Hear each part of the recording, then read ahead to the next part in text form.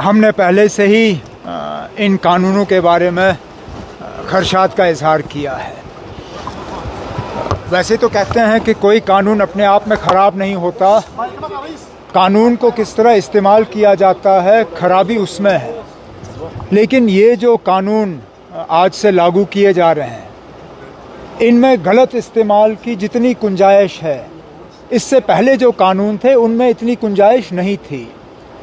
और हमने आम तौर पे देखा है कि हुकूमत को मौका मिलता है तो वो कानूनों का गलत इस्तेमाल करते हैं। हम तो चाहते थे कि इस इलेक्शन के बाद नई हुकूमत बनती और इन कानूनों पे दोबारा जो है सोच विचार करने का मौका मिलता। अब चलिए नहीं हुआ, लेकिन अब ये हुकूमत जो है ये बीजेपी की हुकूमत नहीं है। बीजेपी को नंबर नहीं आए, उनकी अपनी मेजॉरिटी है नहीं, ये एनडीए की हुकूमत है।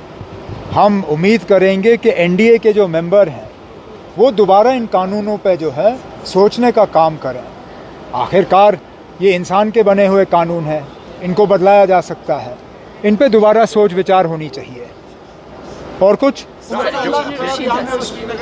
इसके हवाले से अभी कुछ देर पहले सारा कुछ पहले इस जम्मू कश्मीर से ही होता है। यही तो हमें डर इसी बात का है। सबसे पहले इन कानूनों का इस्तेमाल जम्मू कश्मीर के लोगों के खिलाफ होता है, फिर जाके बाकी मुल्कों पे इसका असर पड़ता है। आगे जाके देखिए हमें इसका खमियाजा भुगतना पड़ेगा, लेकिन इसका भी हम इलाज करेंगे।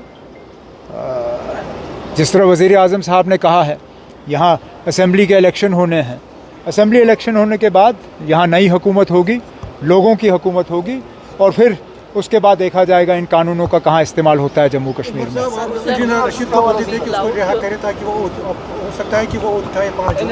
अब NIA ने इजाज़त दी, और वैसे इजाज़त तो हर किसी को मिलनी है। अब वो अपना ओथ उठा लेंगे, स्पीकर के कमरे में उनका ओथ उठाने का काम होगा।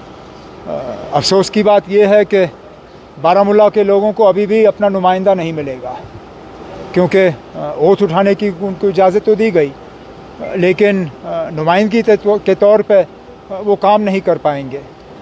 अब चलिए, जो हुआ सो हुआ।